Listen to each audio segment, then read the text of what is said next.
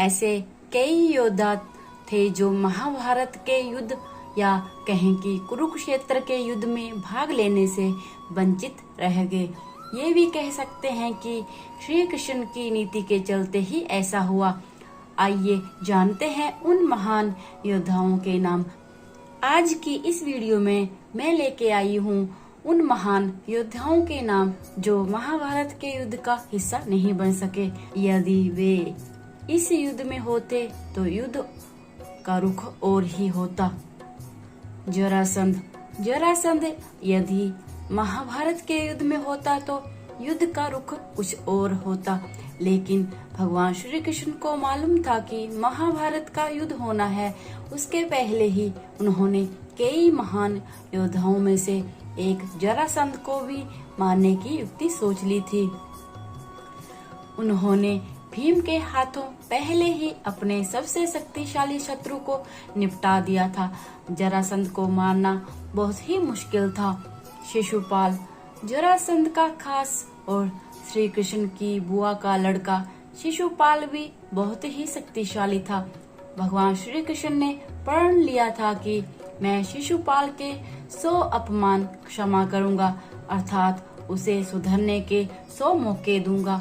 शिशुपाल रुक्मिणी से विवाह करना चाहता था। रुक्मिणी के भाई रुकम का वह परम मित्र था। रुकम अपनी बहन का विवाह शिशुपाल से करना चाहता था और रुक्मिणी के माता पिता रुक्मिणी का विवाह भगवान श्री कृष्ण के साथ करना चाहते थे, लेकिन रुकम ने शिशुपाल के साथ रिश्ता तय कर विवाह की तैयारियां शुरू कर दी थी। भगवान श्री कृष्ण रुक्मिणी का हरण कर ले आए थे। तभी से शिशुपाल कृष्ण का शत्रु बन बैठा था। भगवान श्री कृष्ण ने उसके 100 अपराध के बाद उसका वध कर दिया था। एकलव्य महाभारत काल में प्रयाग के तटवर्ती प्रदेश में सुदूर तक फैला श्रृंगवेरपुर राज्य निषाद राज हिरण्यधनु का था। गंगा के तट पर अवस्थित श्रृंगवेरपुर उसकी सुदृढ़ राजधानी थी। हिरण्यधनु की मृत्यु के बाद एकलव्य वहां का राजा बना। विष्णु पुराण और हरिवंश पुराण के अनुसार एकलव्य अपनी विस्तारवादी सोच के चलते जरासंध से जा मिला था। जरासंध की सेना की तरफ से उसने मथुरा पर आक्रमण करके एक बार यादव सेना का लगभग सफाया कर दिया था। बाद में उसका युद्ध श्री कृष्ण से हुआ और वह मारा गया। बलराम भगवान कृष्ण के बड़े भाई बलराम ने भगवान श्री कृष्ण को कई बार समझाया कि हमें युद्ध में शामिल नहीं होना चाहिए, क्योंकि दुर्योधन और अर्जुन दोनों ही हमारे मित्र हैं। ऐसे धर्म संकट के समय दोनों का ही पक्ष न लेना उचित होगा।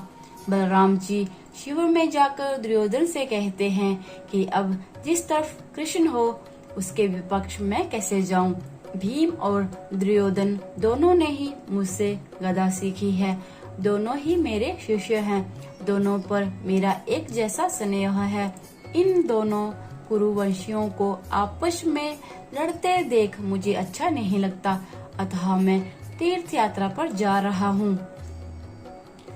कालयवन पुराणों के अनुसार जरासंध ने 18 बार मथुरा पर चढ़ाई की, 17 बार वह असफल रहा। अंतिम चढ़ाई में उसने एक विदेशी शक्तिशाली शासक कालयवन को भी मथुरा पर आक्रमण करने के लिए प्रेरित किया। कालयवन की सेना ने मथुरा को घेर लिया।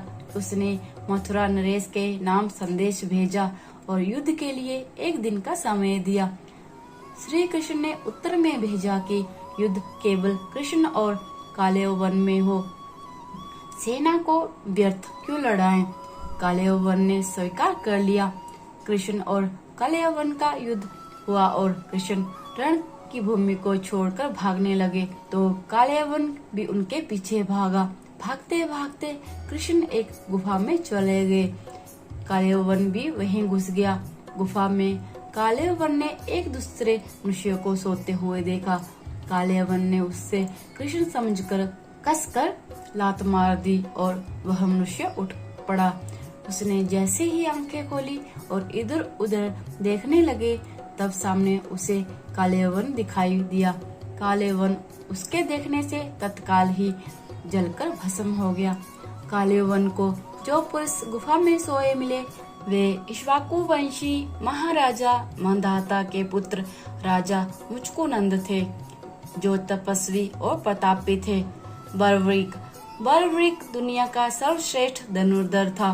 बर्बरीक के लिए 3 बाण ही काफी थे, जिसके बल पे वे कौरवों और पांडवों की पूरी सेना को समाप्त कर सकते थे। युद्ध के मैदान में भीम पौत्र बर्बरीक दोनों खेमों के मध्य बिंदु एक पीपल के वृक्ष के नीचे खड़े हो गए और ये घोषणा कर डाली कि मैं उस पक्ष की तरफ से लड़ूंगा जो हार रहा होगा। बर्बरीक की इस घोषणा से श्री कृष्ण चिंतित हो गए। तब भगवान श्री कृष्ण ब्राह्मण का वेश बनाकर सुबह बर्बरीक के शिविर के द्वार पर पहुंच गए और दान मांगने लगे। बर्बरीक ने कहा, मांगो ब्राह्मण, क्या चाहिए? ब्राह्मण रूपी कृष्ण ने कहा कि तुम दे ना सकोगे, लेकिन बर्बरीक कृष्ण के जाल में फंस गए और कृष्ण ने उनसे उनका शीश मांग लिया। बर्बरीक द्वारा अपने पितामह पांडवों की विजय हेतु स्वेच्छा के साथ शीश दान कर दिया गया। बर्बरीक के इस बलिदान को देखकर दान के पश्चात श्री कृष्ण ने बर्बरीक को कलयुग में स्वयं के नाम से पूजित होने का वर दिया। आज बर्बरीक को खाटू श्याम के नाम से पूजा जाता है, जहाँ भगवान श्री कृष्ण ने उसका शीश रखा था। उस स्थान का नाम है खाटू। इसके अलावा पौंड्रक, नरकासुर जैसे कई और योद्धा थे, जिन्होंने युद्ध में भाग नहीं लिया था, अन्यथा युद्ध का चित्र कुछ और ही होता। तो दोस्तों, आज की इस वीडियो में इतना ही। वीडियो पसंद आए तो मेरे चैनल को सब्सक्राइब जरूर कीजिएगा। हरे कृष्णा।